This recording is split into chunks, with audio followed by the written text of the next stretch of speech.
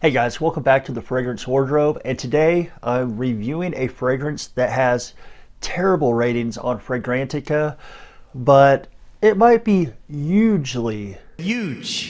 Not a bad one. Huge. hugely underrated, or possibly the greatest fragrance ever. The greatest. Ever. Okay guys, so as you saw from the title, I am reviewing Donald Trump's fragrance Success right here. Right there. Yeah, this one is just slammed on Fragrantica. I haven't really noticed it being slammed anywhere else, but if you look on Fragrantica, more people hate this than like it. And of course, I think it's mainly due to the political, the politics of it. But we're going to put politics aside, and we're going to have a nonpartisan fragrance review on this scent right here. So, and it's going to be huge. Huge.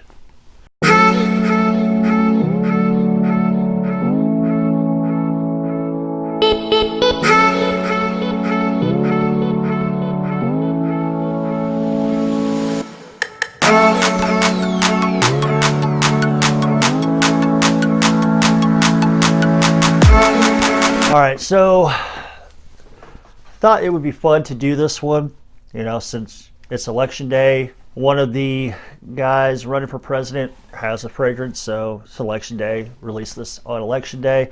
If the other guy had one, I would review his too. So going to be completely nonpartisan or bipartisan or whatever. Not going to get political. All right, so taking a look at this one, you'll see it's a glass bottle. I mean, decent glass bottles. Got a little plate right there that has the name of the fragrance, says Trump. The cap is, I think, like a plastic, but it's heavy. It's a heavy plastic cap, so pretty well done. Snaps into place. You can hold it by the cap. The atomizer, decent atomizer, decent distribution, got a fine mist on there. And the opener is pretty good. So the many reviews on Fragrantica that says this smells like dog crap, because I've read those on there. It doesn't smell bad. It does smell a little more mature. It does smell a little more mature. This is going to be an aromatic fougere, as marketed. It's marketed as an aromatic fougere. And it does kind of have a mature scent to it. Probably not going to be something a lot of young guys are going to want to reach for. This one, I would probably say maybe like late 20s and up, and which is okay. I mean, to me, it comes across that way. Comes across as maybe like a daytime, an office type of scent. I think you could probably wear it any time of the year, but I bet it would shine the best in the spring and the summertime during the daytime for like an office scent, casual wear. Your notes in this one are going to be top notes of juniper, red currant, and coriander.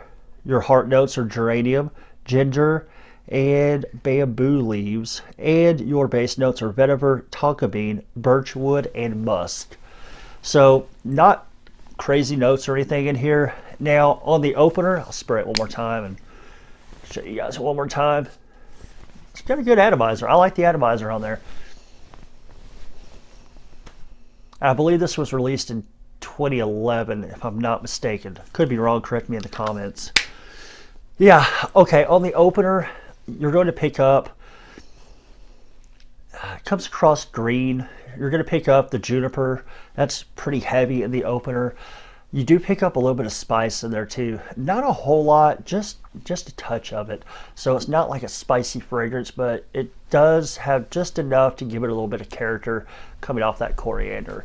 Once it starts to dry down a little bit, and I've worn it a couple times. In fact, I wore it last night just so I can, get a good feel for it again before the review, kind of remind myself what it smells like and how it performs. But yeah, as it begins to dry down, I kind of think I pick up the bamboo leaves. I don't know if very many people say they do, but if you've smelled Mont Blanc Star Walker, it's a classy scent. It has bamboo in it, and the bamboo does kind of give that fragrance like a different, I don't know, characteristic or personality. You can kind of pick it out, and I feel like I'm picking out the bamboo in this one. I'm drawing some similarities there. Now, Star Walker, I think, smells a little bit more, I don't know, a little maybe classier, maybe a little more dressed up. And this one, a little more casual. I think this one leans more toward the green side of things. And on the dry down, I don't really pick up the birch. A lot of people have said they don't pick up the birch, and to be honest, I don't really pick up the birch either. Personally, I think if you could pick that up in this dry down, I think it would make the fragrance a little bit better. But it is what it is. Now, when it does dry down, I do pick up like a soapy vetiver. I don't pick up the dirty type of vetiver, but you do pick up that soapiness off of the soapy style of vetiver. A little bit of musk.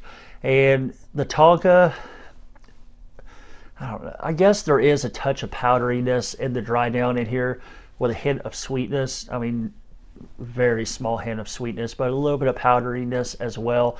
Probably coming from that tonka in the base. All in all, I do like the scent. Like I said, I like it for spring and summer, daytime use. I wouldn't grab this for a date. I wouldn't wear this, I guess, in super cold weather or anything like that. Because it just, the way it smells, it's just not geared toward that type of scenario. But spring and summer, I think it smells pretty good. It is kind of refreshing. It's a green, soapy scent that you get from it.